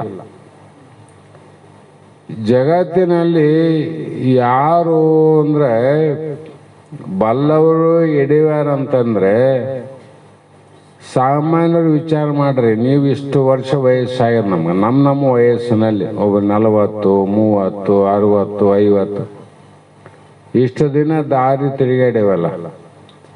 ಒಂದು ಸಾರಿ ಆದ್ರೂ ನಾ ಎಡಿವಿಲ್ಲ ಅನ್ನೋ ಗಣಮ ಕೈ ಎತ್ತಿ ಹೇಳ್ರಿ. ಒಂದೇ ಒಂದ್ಸಲ ಎಡವಲಾರ್ದ ದಾರಿ ನಡಿಲಿಕ್ಕೆ ಸಾಧ್ಯ ಇಲ್ಲ.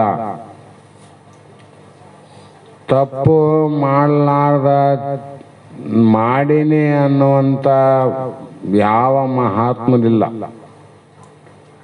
ಮಾಡಿದ ಮೇಲೇನೆ ಸರಿ ಮಾಡ್ಕೊಳ್ಳೋದು. ಅದರಂತೆ ಹಿಂದೆ ಹೀಗೆ ಆದ್ರೂ ಎಷ್ಟೋ ಮುಂದೆ ಋಷಿಗಳನ್ನ ಮಣ್ಣು ಮುಕ್ಷದ ಪಾಪಿ ವಿಧಿ ಅಂತ ಬರೆದಾರ. ಯಾಕ ಸುಖ ಇಲ್ಲದಿದ್ದೆಡೆಯು ಸುಖವಂ ನಿಶ್ಚಯಿಸಿ ರಾಗ ಅಂತ ಬರದಲ್ಲ. ಬಿಡದ್ರಪ್ಪ ತತ್ಸುಖ ಬುದ್ಧಿಯೇ ರಾಗ. ಯಾರನ್ನ ಬಲ್ಲವರು ಅಂತಾರ ಅವರು. ಅಂದಾಗ ಕಿಂಚಿತ್ ದುಃಖವನ್ನ ಸಹಿಸಲಾರ್ದವನು ಎಂದೂ ನಾ ಎಡವಬಾರದು ಅಂತ ಅನ್ನವನು. ಎಂದೂ ನಾ ತಪ್ಪನ್ನ ಮಾಡಬಾರದು ಅಂತ ಅಂದವನು. ಮಾಡನಿಂದ ಹಿಂದೆ ಹಿಡಿವನ ಬಿದ್ದನ, ಮುಂದೆ ಎಡಬಾರದು ಬೀಳಬಾರದು ಅನ್ನೋನು. ತಪ್ಪು ಮಾಡ್ಯಾನ, ಮುಂದೆ ಎಂದು ತಪ್ಪು ಮಾಡಬಾರದು ಅನ್ನೋನು.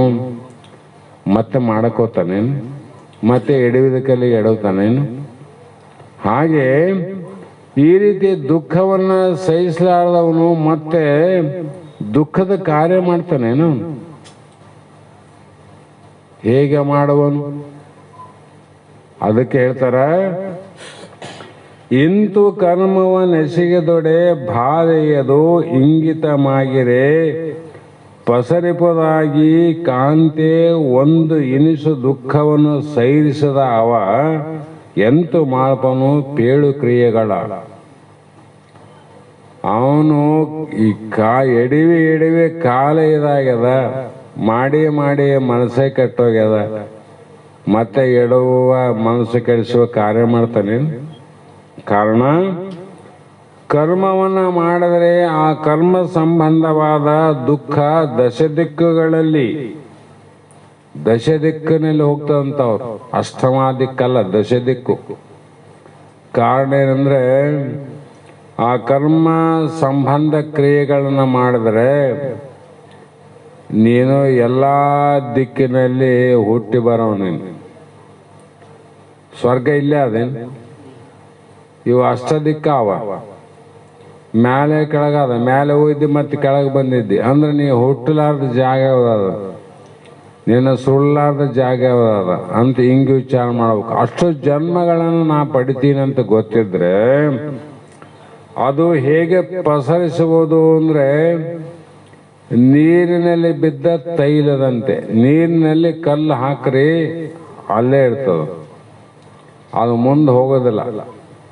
ಆದ್ರೆ ಒಂದಿಷ್ಟು ಎಣ್ಣೆ ಹಾಕ್ರಿ, ಒಂದಾನಿ ಎಣ್ಣೆ ಹಾಕಿದ್ರೆ ಎಲ್ಲ ಕಡೆ ಹೋಗ್ತದಿಲ್ಲ.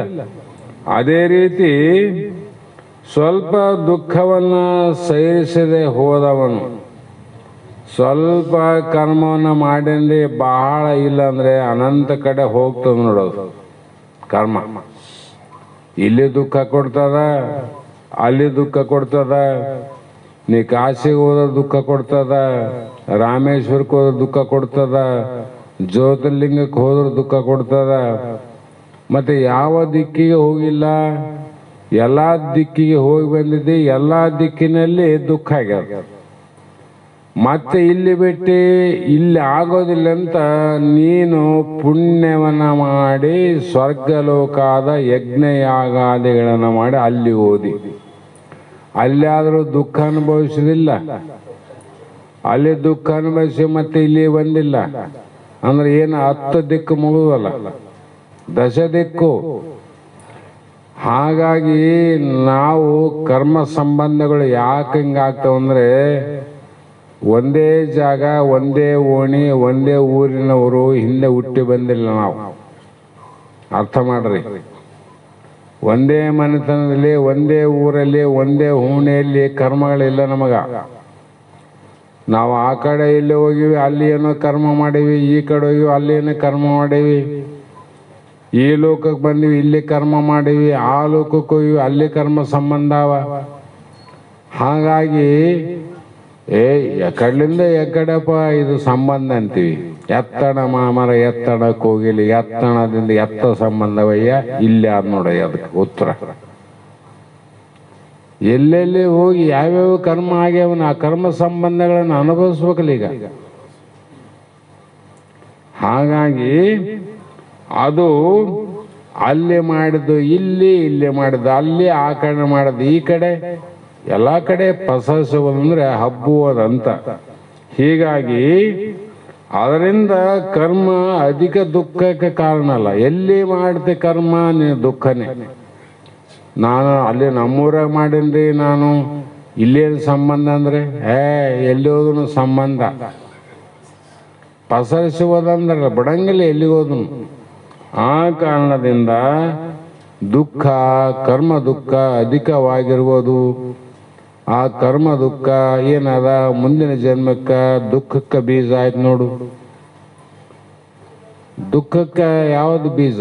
ದುಃಖನೇ ಬೀಜ. ಪುಣ್ಯಕ್ಕೆ ಯಾವುದು ಬೀಜ? ಸುಖನೇ ಬೀಜ. ಅಂದ್ರೆ ದುಃಖ ಅಂದಲೇ ಪಾಪ, ಪುಣ್ಯ ಅನ್ಬೇಕು ಸುಖ ಅಂದಲ್ಲಿ. ಹಾಗಾಗಿ ಯೋಗಿವರನು ಯಾಕೆ ಮಾಡೋದಿಲ್ರಿ ಅಂದ್ರೆ ತಾನೇ ಪರಮಾತ್ಮನಾದ್ದರಿಂದ ಕೃತಾರ್ಥನಾಗಿರುವನು. ಆ ಕಾರಣದಿಂದ ಅವನಿಂದ ಮಾಡತಕ್ಕ ಕರ್ಮ ಯಾವುದು ಇಲ್ಲವೆಂದು ಹೇಳುತ್ತಾರೆ. ಯೋಗಿವರ್ಣ ಸುದ್ದಿ ಮತ್ತೆ ಇಷ್ಟು ಕೇಳೋದು, ಮತ್ತೆ ಶಾಸ್ತ್ರ ಹಿಂಗೆ ಹೇಳ್ಯಾರ ನೋಡಪ್ಪ, ಹಿಂಗೆ ಹೇಳಬಾರ್ದಂತ ಅನ್ನೋರ್ನಾರ ಅಲ್ಲಿ ಏನು ಬಂದದ ಅದಕ್ಕೆ ಹೇಳಕತ್ತೀನಿ. ಎಚ್ಚರ ಆಯ್ತು ಇವತ್ತು, ಅದಕ್ಕೆ ಹೇಳಕತ್ತೀನಿ. ಪಾಪ ಅಲ್ಲಿಷ್ಟು ಇಲ್ಲಿಷ್ಟು ಕೇಳಿದವರು ಹಂಗೆ ಹೇಳ್ತಾರಂತ ಅನ್ನಿಸ್ತದಿಲ್ಲ. ಆ ಕಾರಣ ಇದು ಕ್ರಮಶಾಸ್ತ್ರ. ಯಾರೇ ಕೇಳಿ ಯಾರೇ ಬಿಡಲಿ, ಏನಾದರೂ ಈ ಶಾಸ್ತ್ರದ ಬಗ್ಗೆ ದೋಷ ಇತ್ತು ಅಂದರೆ ಅದನ್ನ ತಿದ್ದಿ ಸರಿಯಾಗಿ ಅರ್ಥ ಮಾಡಿಕೊಂಡು ಬಲ್ಲವ್ರು ಹೋಗ್ಬೇಕು. ದೋಷ ಇರಂಗಿಲ್ಲಂತಲ್ಲ. ಎಡೋ ಮನುಷ್ಯ ನಡೆ ಮನುಷ್ಯ ಎಡುತ್ತಾನ, ಹೇಳೋ ಮನುಷ್ಯ ತಪ್ತಾನ. ದೋಷ ಇಲ್ಲದಂಗೆ ಶಾಸ್ತ್ರ ಹೇಳ್ತೇವಂತ ನಾವು ಎಂದು ಹೇಳಂಗಿಲ್ಲ. ಶಿವದತ್ತಾತ್ಮರೇ ಬರ್ದಾರ, ಅದಕ್ಕೊಂದು ಶ್ಲೋಕನೇ ಬರ್ದಾರ. ಅಂತ ಮಹಾಜ್ಞಾನಿಗಳೇ ಬಲ್ಲವರು ಸರಿಯಾಗಿ ಅರ್ಥ ಮಾಡ್ರಂತ ಹೇಳ್ಯಾರ. ಆದ ಕಾರಣ ನಾನು ಎಚ್ಚರಿಕೆ ಏನಂದ್ರೆ ಕ್ರಮಶಾಸ್ತ್ರ ಇದು. ಹಿಂದೆ ಏನು ಹೇಳಿದೀವಿ ಅದು ಅಲ್ಲೇ, ಈಗ ಹೇಳೋದು ಇಲ್ಲೇ.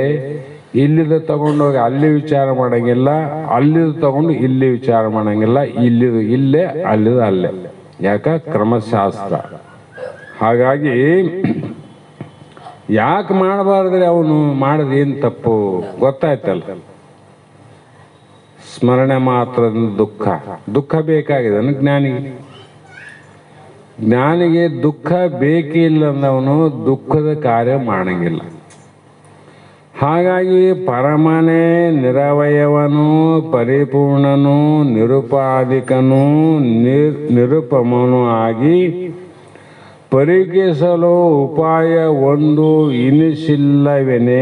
ಯೋಗಿ ವರನೆಂತು ಮಾಳ್ಪನ ಆ ಕ್ರಿಯೆಗಳ ಒಂದೊಂದು ಶಬ್ದದಿಂದ ಅವರು ಏನು ಮಾಡ್ತಾರಂದ್ರೆ, ನಾ ಹೇಳಿದ ಕರ್ಮವನ್ನು ಬಿಡಿಸುವ ಪ್ರಯತ್ನ ಮಾಡ್ತಾರೆ. ಎದ್ದು ಬರಲಿ ಅಂತ, ಕರ್ಮದಿಂದ ಎದ್ದು ಮುಂದೆ ಬರಲಿ ಅಂತ.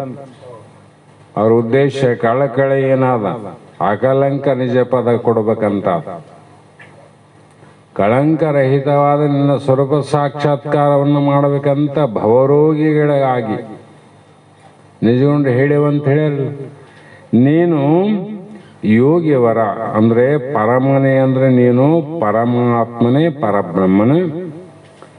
ಪರಬ್ರಹ್ಮ ಅಂದ್ರೆ ಯಾರು ಅಂದ್ರೆ ಮೊದಲೇ ಹೇಳಿವಲ್ಲ, ಸತ್ತು ಚಿತ್ತು ನಿತ್ಯ ಆನಂದ ಪರಿಪೂರ್ಣ ಪರಬ್ರಹ್ಮ. ಅದು ಹೇಗಿದೆ ಅಂದರೆ ಪರಮಾತ್ಮ ಪರಬ್ರಹ್ಮ ಅಂದರೆ ಅದಕ್ಕೆ ಆಕಾರ ಇಲ್ಲ, ನಿರವಯವ. ಅವಯವ ಇಲ್ಲ ಅಂದರೆ ದೇಹನೇ ಇಲ್ಲ. ದೇಹನೇ ಇಲ್ಲ ನನಗಂತ ತಿಳ್ಕೊಂಡವನು ಇದು ಸಾಯ್ತೀನಂತ ಹೆಂಗ ಅನ್ಕಂತಾನಂತ ಅವ್ರಂತಾರೆ.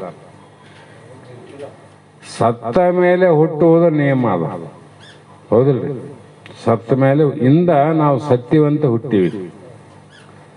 ಈಗ ಹುಟ್ಟುತ್ತೀವಂದ್ರೆ ಯಾವಾಗ? ಸತ್ತ ಮೇಲೆ ಹುಟ್ಟೋದು.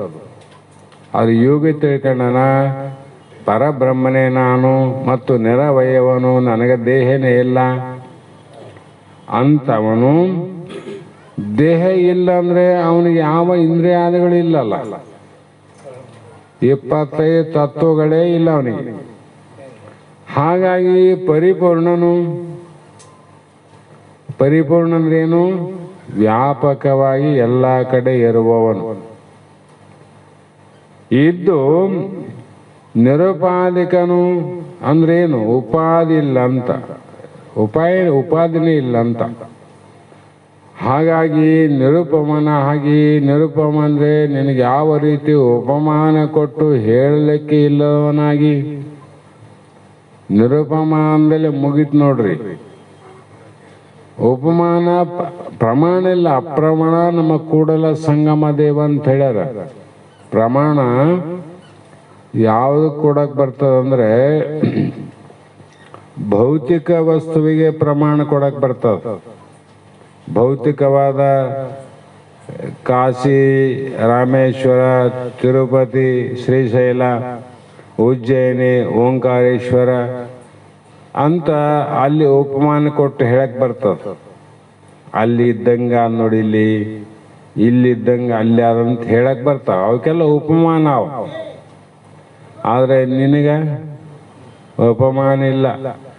ಹಾಗಾಗಿ ವಿಚಾರ ಮಾಡಲಾಗಿ ಯಾವ ಕರ್ಮವನ್ನ ಮಾಡುವ ಉಪಾಯ ಅಂದ್ರೆ ಸಾಧನೆ ಒಂದು ಆತ ನೆನಪೇ ಮಾಡಂಗಿಲ್ಲ. ನಾ ಬೆಳಗ್ಗೆ ಆದ್ಮೇಲೆ ಏನು ಮಾಡಬೇಕು, ಮಧ್ಯಾಹ್ನ ಏನು ಮಾಡಬೇಕು, ರಾತ್ರಿ ಏನು ಮಾಡಬೇಕು, ಇನ್ನು 3 ತಿಂಗಳಾದ್ಮೇಲೆ ನಾನು ಶ್ರಾವಣದಲ್ಲಿ ಏನು ಮಾಡಬೇಕು, ಆಷಾಢದಲ್ಲಿ ಏನು ಮಾಡಬೇಕು, ಶಿವರಾತ್ರಿಗೆ ಏನು ಮಾಡಬೇಕು, ಯುಗಾದಾಗ ಏನು ಮಾಡಬೇಕು, ಆ ತಿಥಿ ಬಂದಾಗ ಈ ತಿಥಿ ಬಂದಾಗ ಏನೇನು ಮಾಡಬೇಕು ಅನ್ನೋದು ಒಂದು ಆತನಿಗಿಲ್ಲ, ಒಂದು ಇಲ್ಲ. ಹಾಗಾಗಿ ಹೇಗೆ ಕರ್ಮಗಳನ್ನು ಮಾಡಪನು ಅಂದಾಗ ಕರ್ಮ ಹೆಂಗ ಮಾಡ್ತಾನಂತ? ಕೈ ಇಲ್ಲ, ಕಾಲಿಲ್ಲ, ಮನಸ್ಸಿಲ್ಲ, ಬುದ್ಧಿಲ್ಲ, ಚಿತ್ತಿಲ್ಲ, ದೇಹ ಇಲ್ಲ, ಅವನು ಹೆಂಗ್ ಮಾಡ್ತಾನ? ಅದಕ್ಕೆ ಅವರು ಯಾರ ಹೇಳಿರಲ್ಲ, ಕಾಲಿಲ್ಲದೆ ನಡೆಯುವನು, ಕಿವಿ ಇಲ್ಲದೆ ಕೇಳುವನು, ಕಣ್ಣಿಲ್ಲದೆ ನೋಡುವನು, ಬಾಯಿ ಇಲ್ಲದೆ ಮಾತನಾಡುವನು. ಯಾರು ಅಂದ್ರೆ ನೀನು ನಿರವಯವನಾಗಿ ಇದ್ದೆಲ್ಲ, ಒಳಗ ನಿರಾಕಾರವಾಗಿದ್ದೆಲ್ಲ, ಅದು ನೋಡು, ಅದು ನೀನು, ಅದು ಆಧಾರ. ಅದರಲ್ಲಿ ಇದು ಅದೇ ಮಾಯೆ. ಯಾಕಂದ್ರೆ ಬಹಳ ಸಲ ಕೇಳಿರಿ ನೀವೆಲ್ಲ, ಕೇಳಿದ್ದು ನಮ್ಮ ಶಾಸ್ತ್ರ. ಅದಕ್ಕೆ ಕೆಲವು ಮಂದಿ ಬೇಸರ ಬರ್ತದ. ಈಗ ಗಣಪತಿ ಮಾಡ್ಬೇಕಾದ್ರೆ ಗಣಪತಿಗೆ ಮಣ್ಣಾದಿಲ್ಲ, ಮಣ್ಣೆ. ಆ ಮಣ್ಣಿನಲ್ಲಿ ಏನಾಯ್ತು ಅಂದ್ರೆ ಸೊಂಡಿಲಾಯ್ತು, ಕಿವಿ ಆಯ್ತು, ಹೊಟ್ಟಾಯ್ತು, ಕಾಲಾದು, ಕೈ ಆದವು, ಎಂತ ಶಿಖರ ಆಯ್ತು, ಚಕ್ರ ಆಯ್ತು, ಶಂಖ ಆಯ್ತು, 10 ಕೈ ಆದವು. ಎಲ್ಲಿ ಅದು? ಮಣ್ಣಿನಾಗ ಆಗ್ಯವಿಲ್ಲ. ಅದಕ್ಕೆ ಏನಾಯ್ತು ಅಂದ್ರೆ ಆಧಾರ ಯಾವುದು? ಇಷ್ಟೆಲ್ಲ ತೋರಕ್ಕೆ ಆಧಾರ ಯಾವುದು? ಮಣ್ಣಲ್ಲ, ಮಣ್ಣೆ ಆಧಾರ. ಅದೇ ಮಾಯೆ. ಇವು ತೋರ್ಯವಲ್ಲ, ತೋರಿದ್ರು ಕೂಡ ಮಣ್ಣು ಬಿಟ್ಟಾವೆ. ನಾವು ಕಿವಿ ನೋಡು ಮಣ್ಣೆ ಆದ, ಸೊಂಡಿಲ್ ನೋಡು ಮಣ್ಣೆ ಆದ, ಬಾಯಿ ನೋಡು ಮಣ್ಣೆ ಆದ, ಹೊಟ್ಟೆ ನೋಡು ಮಣ್ಣೆ ಆದ, ಕಾಲಿನಿಂದ ಅಣ್ಣೆತ್ತುವರೆಗೆ ಎಲ್ಲೇನು ಮುಟ್ಟಿ ನೋಡು ಮಣ್ಣೆ ಆದ. ಆದ್ರೆ ನಮಗ ಗಣೇಶನ ಮೂರ್ತಿ ತೋರ್ತಾ ಇವನ್ನ ಮಣ್ಣು ತೋರಂಗಿಲ್ಲ. ಅಲ್ಲಿ ಇದಕ್ಕೇನಂದ್ರು ಮಾಯ, ಇದಕ್ಕೇನಂದ್ರು ಮಾಯೆ. ಯಾಕೆ ಅನ್ಬೇಕು ಮಾಯೆ ಅಂತ? ಇದ್ದಂಥ ವಸ್ತುವಿನಲ್ಲಿ ಇಲ್ಲೂ ತೋರ್ತದಲ್ಲೋ, ಇದ್ದಂಥ ಮಣ್ಣಿನಲ್ಲಿ ಇಲ್ಲದ ಕೈ ಕಾಲು ಮೂಗೆಲ್ಲ ತೋರ್ತವಲ್ಲ. ಅಂದ್ರೆ ಮಣ್ಣು ಬಿಟ್ಟು ಮಡಿಕೆ ಇಲ್ಲ, ತನ್ನ ಬಿಟ್ಟು ದೇವರಿಲ್ಲ. ಇವೆಲ್ಲವೂ ದೇವರ ಸ್ವರೂಪನೇ. ನಮಗ ಭಗವಂತ ಕೊಟ್ಟಂತ ಕಣ್ಣು, ಕಿವಿ, ಮೂಗು, ಕೈ, ಕಾಲು ಇವೆಲ್ಲವೂ ಭಗವಂತನ ಸ್ವರೂಪನೇ. ಆದ್ರೆ ಇವಕ್ಕೆ ನಷ್ಟ ಅದ, ವ್ಯತ್ಯಾಸ ಏನದ? ನಷ್ಟ ಅದ, ನಾಶ ಆತವ. ಆದ್ರೆ ಮಣ್ಣು ನಾಶ ಇಲ್ಲ. ಆ ರೀತಿಯಾಗಿ ನೀನು ವಿಚಾರ ಮಾಡಿ ಈ ದೇಹವನ್ನ, ಶರೀರವನ್ನ ಬಳಕೆ ಮಾಡು. ಇದನ್ನ ಹೆಂಗೆ ಬಳಕೆ ಮಾಡು? ದೇವತ್ವ ಸ್ವರೂಪ ಅಂತಿದು, ನೀತಿ ಸ್ವರೂಪ, ಧರ್ಮ ಸ್ವರೂಪನೇ ಆದ ಇವೆಲ್ಲ. ಆದ್ರೆ ಇವಕ್ಕೆ ನಷ್ಟ ಅದ. ಇದು ಬಿಡಬಾರ್ದು. ನೀರಿನ ಹಾಕಿದ್ಮೇಲೆ ಓಸು ಮುಗಿದಾಯಿತು. ನೀರ ಕಲಿಸಿ ನಿಮಿಷದಲ್ಲಿ ತೂರಿ ಅಡಗುವ ದೇಹ ಇದನ್ನು ನಂಬಬೇಡವೋ ಮನುಜ, ನಂಬಬೇಡವೋ ಅಂತ ಮಹಾತ್ಮ ಹೇಳ್ಯಾರಲ್ಲ. ಅದರಂತೆ ಈ ರೀತಿ ಅವಯವಗಳು ಇಲ್ಲ. ಮತ್ತೆ ಇಲ್ಲಿ ಅಲ್ಲಿಲ್ಲ ಅನ್ನಂಗಿಲ್ಲ. ಎಲ್ಲ ಕಡೆ ಇದ್ದಿ, ಎಲ್ಲ ದೇಶ, ಎಲ್ಲ ಕಾಲ, ಎಲ್ಲ ವಸ್ತುಗಳಲ್ಲಿದ್ದಿ. ಮೊದಲು ಇದ್ದಿ, ಗಣಪತಿ ಆದಾಗ ಇದ್ದಿ, ಆಮೇಲೆ ನೀ ಇದ್ದಿ. ಆದ್ರೆ ಮೂರ್ತಿನ ನೋಡಕತ್ತಿದ್ದಿ, ಮಣ್ಣು ನೋಡವಲ್ಲಿ. ಅದ್ರಾಗ ನೀನು ದೇಹ ಜಗತ್ತನ್ನು ನೋಡಕತ್ತಿದ್ದಿ, ಒಳಗಿನ ದೇವ್ರು ನೋಡವಲ್ಲಿ. ನಾ ಏನು ಮಾಡ್ಲಿ? ಮಹಾತ್ಮನಂತಾರ. ನೋಡೋ ದೃಷ್ಟಿ ಇಲ್ಲ ನಮಗಷ್ಟೆ. ಅದು ನೋಡುವ ದೃಷ್ಟಿಯನ್ನ ಪ್ರಾಪ್ತಿ ಮಾಡೋದಕ್ಕೋಸ್ಕರವಾಗಿ ಸಾಕ್ಷಾತ್ ಭರ್ಗೋ ನರಾಕೃತಿ. ನಾವೆಲ್ಲ ಬಹಳ ತಿಳ್ಕೊಂಡು ಬೇಕಾದ ಮಾತಾಡಬಹುದು, ಕೈಲಾಸಕ್ಕನ್ನು ಹೋಗ್ಬೋದು. ಆದರೆ ಗುರುವರನ ಒಲಮೆ ಇಲ್ಲದೆ ಏನು ಅನ್ನೋದಲಾಗದವನಿಗೆ ಸೌಮ್ಯಕ ಜ್ಞಾನ ಅಂತ ಅರ್ಥ ಮಾಡಬೇಕು. ಆ ಗುರು ಯಾರು ಹೇಳ್ಯಾರಂತ ಯಾವ ವಂಶಕ್ಕೂ ಹಚ್ಚಬಾರದು. ಅವರಿಗೆ ನಮ್ಮವರು ತಮ್ಮವರು ಅನ್ನಬಾರದು. ಅವರೆಲ್ಲರೂ ಸದ್ಗುರುಗಳೇ, ಯಾರೇ ಇರಲಿ ಅವರು. ಆದ್ರೆ ಅವರಿಲ್ಲ ನನಗೆ ಸ್ವಂತ ಆಗದಂತ ಅಂದ್ರೆ ಏನಾಯ್ತು? ಅದು ಅಪರಾಧ ಆಗ್ತದೆ, ದೋಷ ಆಗ್ತದೆ. ಆ ಕಾರಣದಿಂದ ಎಲ್ಲ ಮಹಾತ್ಮನು ಗುರುವಿನ ಬಿಟ್ಟು ಏನಾದ್ರೂ ನಂದು ನಾನಂತ ಹೇಳ್ಯಾರನವರು. ಆ ಕಾರಣದಿಂದ ಈ ರೀತಿ ತಾನೇ ತಾನಾದ ಯೋಗೇಶ್ವರನು ಕೃತಕೃತ್ಯನಾಗ್ಯಾನಂತ. ಏನನ್ನ ಪಡಿಬೇಕಾಯಿತು ಪಡೆದಾನ, ಏನನ್ನ ಏರಬೇಕಾಯಿತು ಏರ್ಯಾನ, ಏನನ್ನ ಮುಟ್ಟಬೇಕಾಯ್ದು ಮುಟ್ಟ್ಯಾನ. ಏನು ಪಡಿಬೇಕಾಯ್ತು ಅವನಿಗೆ?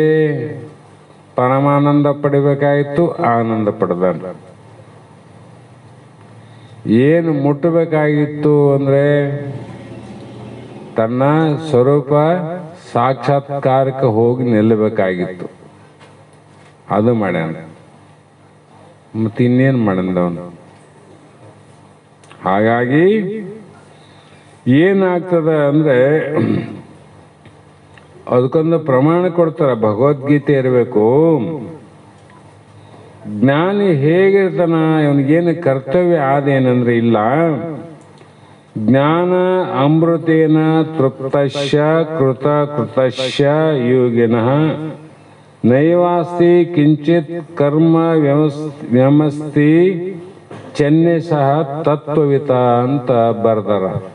ಒಬ್ಬ ತತ್ವನ ಬಲ್ಲಂತ ಜ್ಞಾನಿ, ತತ್ವ ವಿದುರ.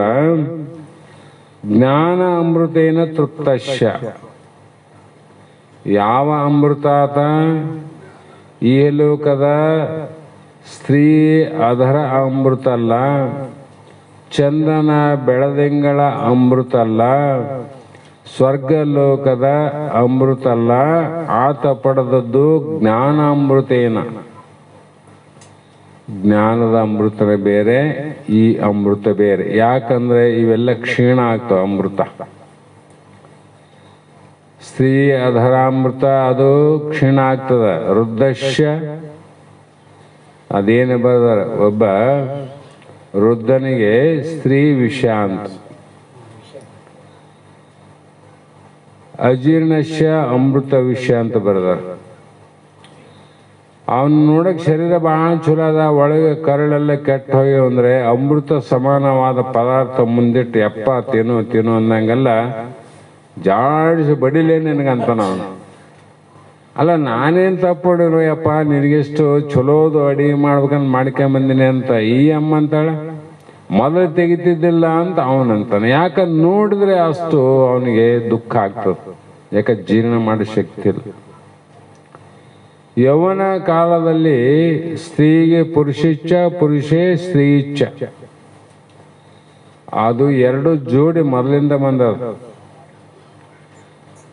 ಅಂತ ವೃದ್ಧನಿಗೆ ಮೊದಲು ಯುವಕ ಆಗಿದ್ದ ತರುಣಿಯನ್ನ ಕಂಡ್ರೆ ಮನಸ್ಸು ಚಂಚಲ ಆಗ್ತಿತ್ತು. ವೃದ್ಧಾವಸ್ಥೆಗೆ ಬಂದನ ಆ ತರುಣಿ ತನ್ನ ತೊಡೆ ಮೇಲೆ ಕುಂತ್ಕೊ ಎದ್ದೋತಿರಂತ ಬಿಡಿತಾನ. ಅವನು ಹಿಂದ ಬಿದ್ದು ಬಿದ್ದು ಓಡೋನು ಇವತ್ತು ಎದ್ದು ಹೋತಿರಂತ ತಾನೇ ಬಿಡಿತಾನ. ವಿಶಾಲ. ಅದಕ್ಕೆ ಜ್ಞಾನಿಗಳಿಗೆ ಈ ಮೂರು ಲೋಕದ ಆನಂದ ಎಲ್ಲ ವಿಷಯ ಅವರಿಗೆ. ಅದಕ್ಕೆ ಜ್ಞಾನೇನ ಅಮೃತ ಅಂತ ಜ್ಞಾನಾಮೃತವನ್ನ ಕುಡಿದು ತೃಪ್ತಾಗ್ಯಾನಂದ್ರೆ, ಕುಡಿದು ತೃಪ್ತಾಗ್ಯಾನ ತಪ್ಪಾಗ್ತದ. ಕುಡಿದು ತೃಪ್ತ ಆಗ್ಯಾನಂದ್ರೆ ತೃಪ್ತನೇ ತಾನಿದ್ದ, ಇಲ್ಲ ಅಪ್ರಾಪ್ಯ ಪ್ರಾಪ್ತಿ ಆಗ್ತದ. ಅಪ್ರಾಪ್ಯ ಪ್ರಾಪ್ತಿ. ದೇವಲೋಕದ ಅಮೃತ ಅಂದ್ರೆ ಅಪ್ರಾಪ್ಯ, ಇಲ್ಲಿದ್ದಿಲ್ಲ ಅಲ್ಲಿಗೆ ಹೋಗಿ ಕುಡಿದು ಬಂದಿ. ಹೌದಾ? ಇಲ್ಲೇ ಇದ್ರೆ ಅಲ್ಲಿಗೆ ಹಾಕೋತಿದ್ದಿ. ಆದ್ರೆ ಜ್ಞಾನಿಗೆ ಜ್ಞಾನ ಅಮೃತ ಅಂದೇನ, ನೀ ಎಲ್ಲಿದ್ದೆ ಅಲ್ಲಿದ್ದೆ, ಅದೇ ನೀನಿದ್ದಿ.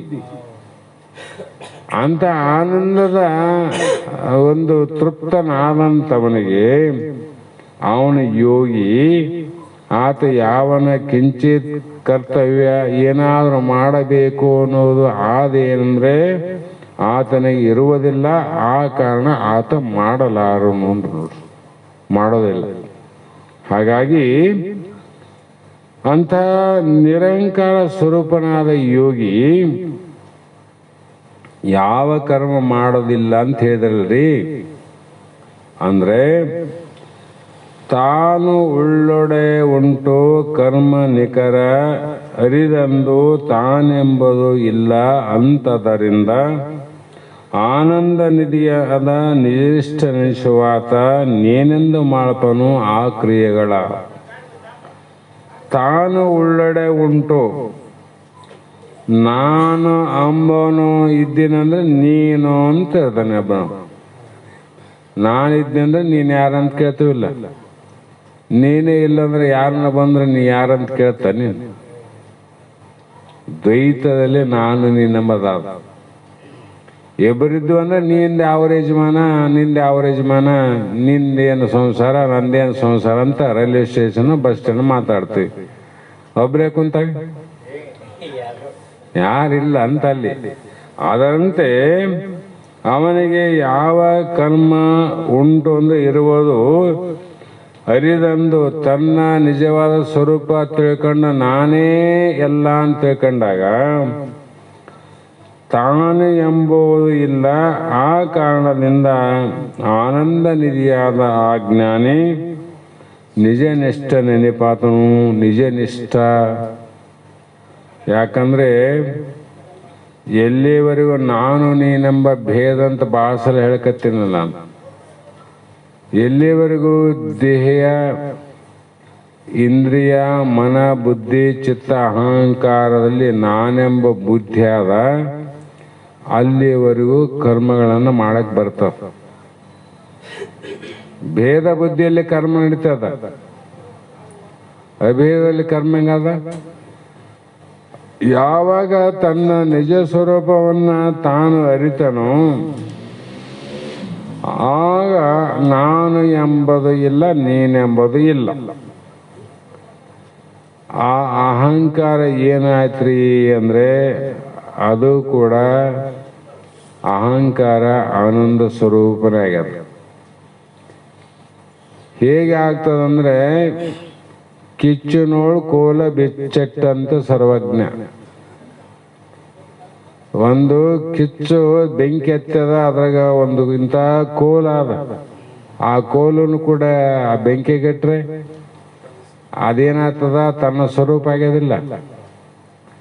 ಅಹಂಕಾರವಾಗಿದ್ದುದು ತನ್ನ ತಾನು ತಿಳಿದಂಥ ಜ್ಞಾನ ಅಗ್ನಿಯಲ್ಲಿ ಬಂದಾಗ ಅಹಂಕಾರ ಕೂಡ ಏನಾಗ್ತದೆ, ನಿರಹಂಕಾರ ಆಗ್ತದೆ. ಅದು ಜ್ಞಾನ ಸ್ವರೂಪ ಆಗ್ತದೆ. ಅಲ್ಲಿ ಏನಾದ ಮಾಡಕ ಇಲ್ಲದ ಕಾರಣ ಆ ಜ್ಞಾನಿಗೆ ಏನಂತ ಕರೆದರು, ನಿಜನಿಷ್ಠನೆಂದು. ನಿಷ್ಠೆ ಇಲ್ಲ. ನಿಷ್ಠೆ ಅಂದ್ರೆ ಏನು? ನಂಬಿಕೆ. ನಿಷ್ಠೆ ಅಂದ್ರೆ ದೃಢತೆ, ನಿಷ್ಠೆ ಅಂದ್ರೆ ಅಚಲತೆ. ಎಲ್ಲಿ ಅದ? ನಿಜದಲ್ಲಿ. ನಿಜ ಅಂದ್ರೆ ಏನು? ಮತ್ತೆ ಅದೇ ಬ್ರಹ್ಮದಲ್ಲಿ.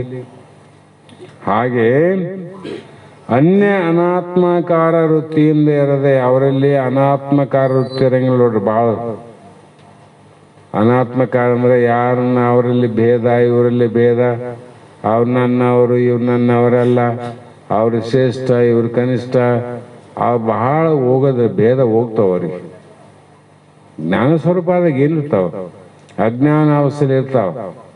ಆದ್ರೆ ಅದನ್ನ ಪಕ್ಕಾ ತಿಳ್ಕೋಬೇಕಾದ್ರೆ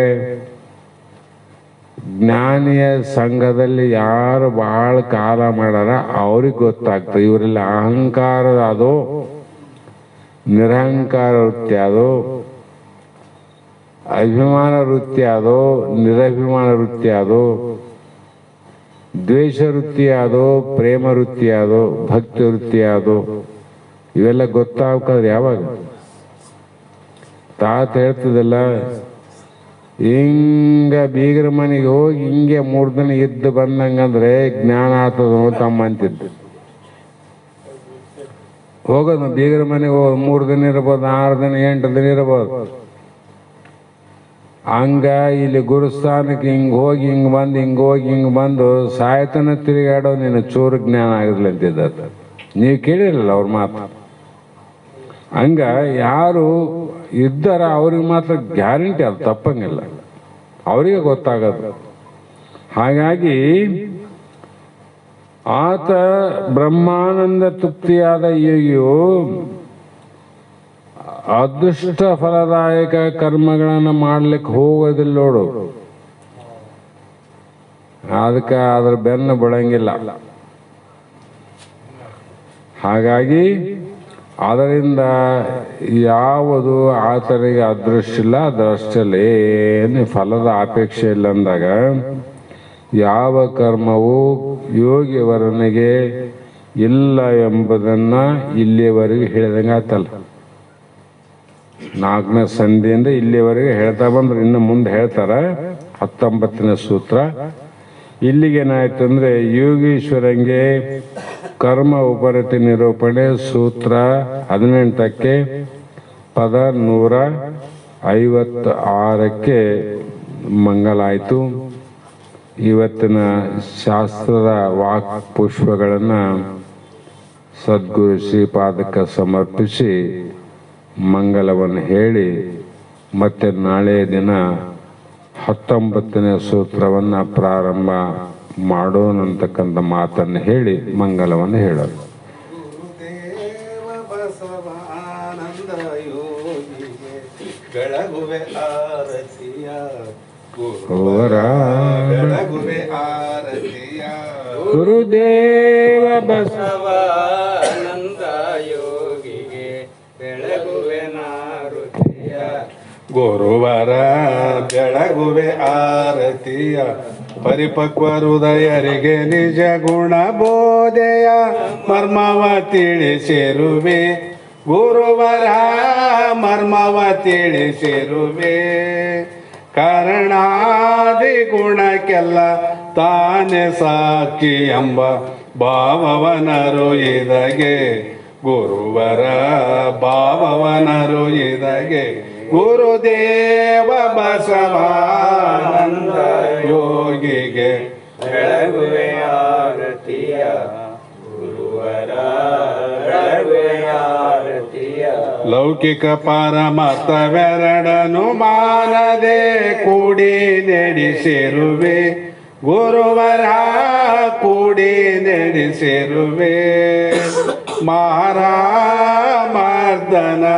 ಶಂಭೋ ಲಿಂಗವನೊಲಸಿ ಗಂಭೀರದಿ ಸುಖಿಸಿರುವೆ ಗುರುವರ ಗಂಭೀರದಿ ಸುಖಿಸಿರುವಿ ದೇವ ಬಸವ ಆನಂದ ಯೋಗಿಗೆ ಬೆಳಗುವೆ ಆರತಿಯ ಗುರುವರ ಬೆಳಗುವೆ ಆರತಿಯ ಸಂಸಾರದೊಳಗೆ ಬಳಲುವ ನರರಿಗೆ ಈ ಭವದಿಂದ ತಾರಿಸಿದೆ ಗುರುವರ ಈ ಭವದಿಂದ ತಾರಿಸಿದೆ ಭಾವಮಾಲೆಗೊಳಗದೆ ಎಂಬ ಭ್ರಮೆಯನು ನೀನು ಬಿಡಿಸಿರುವೆ ಗುರುವರ ನೀನು ಬಿಡಿಸಿರುವೆ ಗುರುದೇವ ಬಸವ ಆನಂದ ಯೋಗಿಗೆ ಬೆಳಗುವೆ ಆರತಿಯ ಗುರುವರ ಬೆಳಗುವೆ ಆರತಿಯ ಓಂ ಚೈತನ್ಯಂ ಶಾಶ್ವತಂ ಶಾಂತಂ ವ್ಯೋಮಾತೀತಂ ನಿರಂಜನಂ ನಾದಬಿಂದು ಕಲಾತೀತಂ ತಸ್ಮೈ ಶ್ರೀ ಗುರವೇ ನಮಃ श्रीमद् जगद्गुरु सिद्धारूढ़ स्वामी महाराज की जय। श्री सद्गुरु शिवपुत्र स्वामी महाराज की जय। श्री सद्गुरु बसवानंद स्वामी महाराज की जय। श्री सद्गुरु अभिनव निजगुण महाराज की जय। सकल साधु संत महाराज की जय। जय मंगलम जय नमः पार्वती शिव हर महादेव।